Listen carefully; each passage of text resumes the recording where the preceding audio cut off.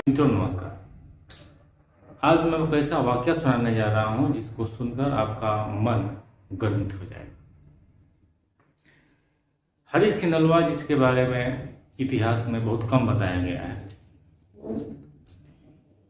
एक ऐसी शख्सियत थे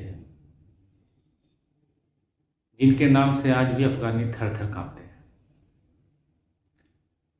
हरीश खिंडलवाल वास्तव में महाराज रणजीत सिंह के सेनापति थे और वह सेनापतित्व उनको 14 वर्ष की अवस्था में मिल गया था। जब वो मात्र 14 वर्ष के थे तभी महाराजा रणजीत सिंह ने उनके क्षमता, उनके युद्ध कौशल को देखते हुए अपनी सेना का सेनापति नियुक्त कर दिया था।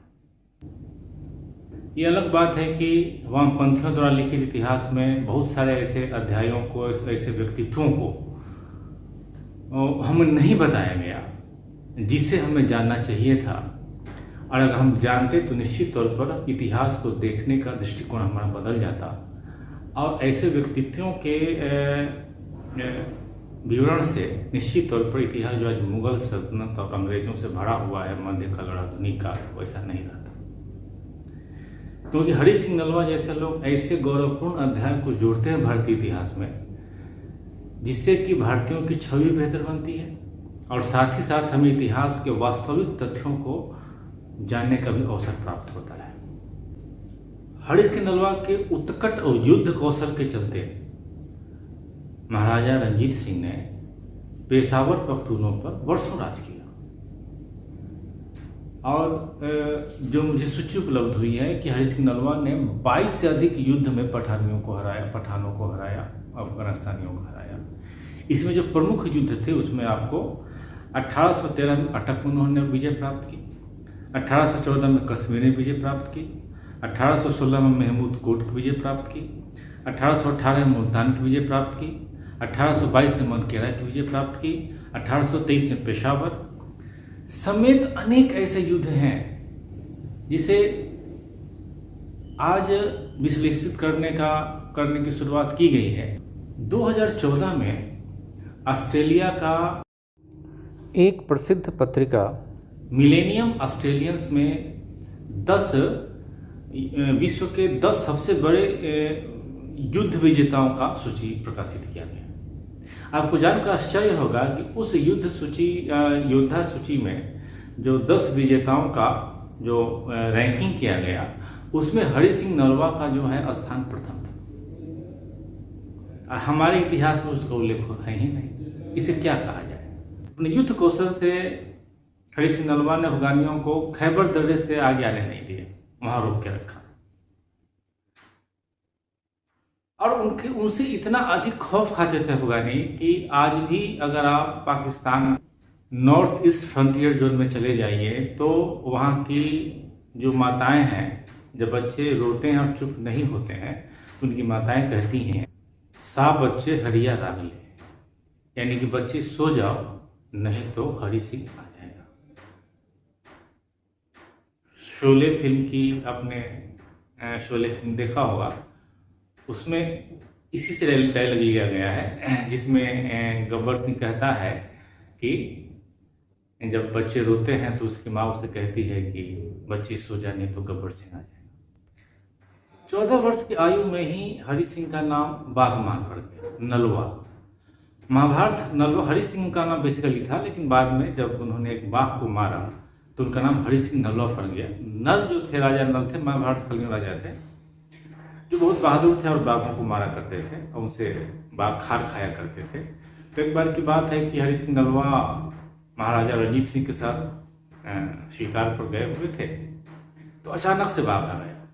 तो अचानक से बाघ आया तो किसी को समझ में नहीं कि हम क्या करें, क्योंकि इतना अचानक से आया कि हथियार पे हाथ डालने का भी जो है मौका नहीं मिला। तो वैसी स्थिति में हरी सिंह ने क्या किया कि बाघ के मुंह में अपना हाथ डालकर बाघ को परास्त कर दिया। रणजीत सिंह ने उसी से उनका नाम नलवा रखा है, तुम तो मेरे नल आ जाओ। उसी से बाघ मार उनका नाम, उसी समय के बाद से उनका नाम हरी सिंह नलवा पड़ गया। अफगानियों का किला जमरूद था। 1836 में हरी सिंह ने जमरूद पर कब्जा कर लिया और उनकी मौत की कहानी बड़ा ही अजीब है। 1838 में महाराजा रणजीत सिंह के पौत्र नौनिहाल की शादी तय हुई।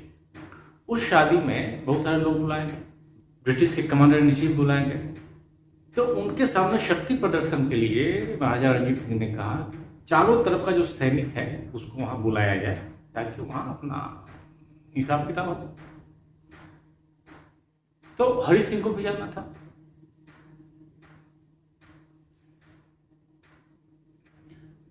लेकिन हरि सिंह एक कुशल प्रशासक थे, उनको जानते थे कि जैसे ही मैं यहां से हटूंगा तो अफगानी जो है पुनः जमरूद पर कब्जा करने का प्रयास करेंगे। तो उन्होंने क्या किया कि पेशावर आके रुक गए और उनके आशंका के अनुरूप ही अफगानियों ने हमला कर दिया। यह बात 1838 की है। तो फिर वापस गए, अफगानियों को के छक्के छुड़ा दिए। लेकिन दुर्भाग्य से हरि सिंह नलवा बीमार पड़ गए थे। लेकिन बीमारी की अवस्था में उन्होंने बहुत ही घमासान लड़ाई लड़ी और सेना उनके पास कम था क्योंकि सारे सैनिक जा चुके थे अमृतसर। तो लड़ते लड़ते हरि सिंह नलवा पूरी तरह घायल हो गए। जब घायल होने लगा कि मैं मरने वाला हूं तो उन्होंने सैनिकों को बोला कि देखो मैं शायद कुछ देर में मर जाऊंगा, लेकिन मेरे मरने की खबर तुम फैलाना तब तक मत जब तक कि अमृतसर से हमारी सेनाएं यहां पर चली नहीं है।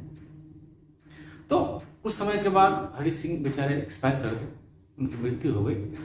लेकिन 7 दिनों तक वहां की सेना ने ये खबर को लीक नहीं होने दिया कि हरि सिंह मर गए हैं और बीच बीच में उनके गर्दन को दिखाया जाता रहा कि भाई देखिए वो जिंदा है। और उनके खौफ से जो है अफगानियों ने उस किले पर जो है कब्जा करने का हिम्मत नहीं किया। फिर 7 दिनों के बाद अमृतसर से सेना रणजीत सिंह की चली है और फिर जो है अफगानियों को मार के भगा दिया। तो हरि सिंह नलवा का ऐसी कृति है और हरि सिंह नलवा का जो नाम है वो विश्व के महान योद्धा और विजेताओं में शुमार किया जाता है और विश्व के अनेक देशों में इनकी लड़ाइयों को पढ़ाया जाता है। लेकिन दुर्भाग्य से हमारे देश में जिसे वामपंथियों ने लिखा, ऐसे ढेर सारी चीजों को हटा दिया गया जिससे ये पता चलता है कि हमारी कौम बहादुर कौम थी, हमारी कौम विजेता कौम थी। हमें एक गुलामी की मानसिकता में ढालने के लिए वामपंथियों की इच्छा थी।